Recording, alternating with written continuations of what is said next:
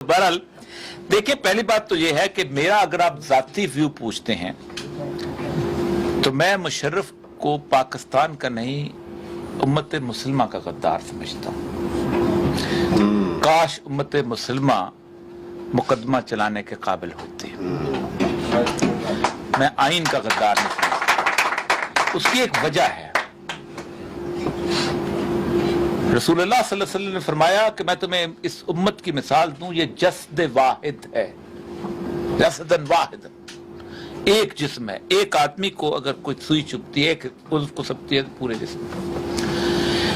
2004 की रिपोर्ट उठाएं, American senate में रिपोर्ट है, पाकिस्तान यूएस रिलेशंस। आप सेनेट वेबसाइट पर चले जाएं, आपको रिपोर्ट मिल जाएगी।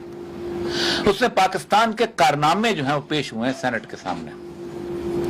पहला कारनामा उसमें यह है कि पाकिस्तान के 3 हवाई अड्डों से 57,000 दफा अमेरिका के जहाज उड़े हैं और उन्होंने मेरे मुसलमान भाइयों के जिस्मों के पर्चे उड़ाए हैं। उस जगह पे जहां अफगानिस्तान में बम बिगाड़ते थे, उसमें कोई काफिर नहीं रहता था, उसमें कोई ऐसा शख्स नहीं था कि जिसके ऊपर कहा जाए कि वो हिंदू था, या कोई ऐसा नहीं था जिसने आपके साथ जंग की थी। किसी अफगानिस्तान से उठ के किसी शख्स ने पाकिस्तान में जंग नहीं की। द मोस्ट पीस, सबसे पीसफुल पीरियड था वो पाकिस्तान अफगानिस्तान का। आपने ड्यूरेंट लाइन के ऊपर बुर्जियां नहीं लगी थी, उस जमाने में बुर्जियां लगी हैं। पाकिस्तान से गाड़ी चोरी होती थी, वहां जहां से बरामद करके हम लेके आते थे, मैंने देखा है उस जमाने में।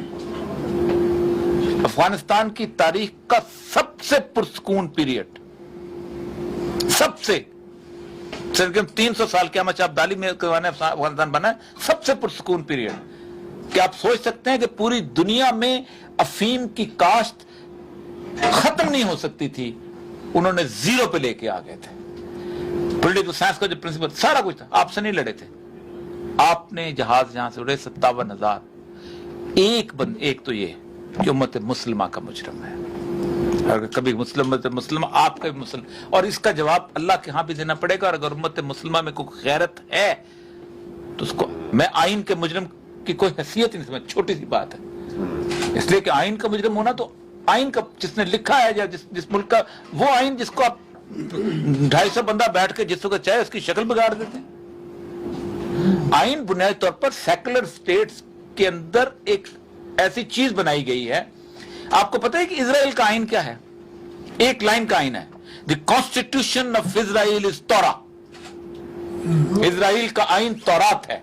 मुझे किसी ने कहा कौन सी शरीयत नाफिज करें? अगर आप कहते शरीयत, मैंने कहा आइन है पाकिस्तान है ना, इस आइन पाकिस्तान की फैसल रजा अब्दी और तशरीह करता है, इफ्तिखार चौधरी और तशरीह करता है, पीपल्स पार्टी और तशरीह करती है, MQM और तशरीह करती है, कॉम्प्रस और तशरीह करते हैं। नाफिज है ना। कभी किसी ने कहा कौन सा आइन नाफिज करें? फैसल रजा अब्दी का करें। उसका होता यह है कि आप एक आइन वेग होता है। अब आइन की सजा मौत है यहां पर पाकिस्तान में। क्या पाकिस्तान में कुरान के इनकार की सजा मौत है? इसका मतलब पाकिस्तान में कुरान से सुपीरियर एक चीज है, वो आइन है। और ये सेकुलर स्टेट्स के अंदर हमेशा होता है कि लाके लोगों को कहा जाए कि उनके अंदर कोई और चीज आ ना सके। अब सूरत हाल ये है कि मुशर्रफ का जहां तक मसला है, एक बात याद रखिए, मुशर्रफ है कमांडो। कमांडो की इसकी 30 साल की नौकरी है। कमांडो की एक ट्रेनिंग होती है कि भाईजान आग लगी हुई है, बंदूकें चल रही हैं, तुमने इसके अंदर कूदना ही कूदना है। लेकिन एक बात याद रखना, कूदने से पहले वापसी का रास्ता जरूर देखना है कि बाहर किधर से निकलूंगा। ये हो नहीं सकता कि उसने वापसी का रास्ता न देखा हो। एक दूसरा, मुशर्रफ का उन्होंने रोल डिटरमिन किया हुआ है इस आगे आने वाले 3-4 महीनों में। मुशर्रफ ने जाना होता तो बहुत पहले चला जाता, और वो जो रोल उसका डिटरमिन है, उस रोल के अंदर उसने निकलना है। ये जो अदालतें हैं, ये अब इफ्तिखार चौधरी के बाद क्यों केस शुरू हुआ है कि अदालतों से अपनी मर्जी का फैसला लिया जाएगा। आप खुद सोचें ना, आपने जो केस बनाया उसके खिलाफ क्या बनाया है? 99 के बाद तो बनाया ना, अभी बनाया, 99 का नहीं बनाया।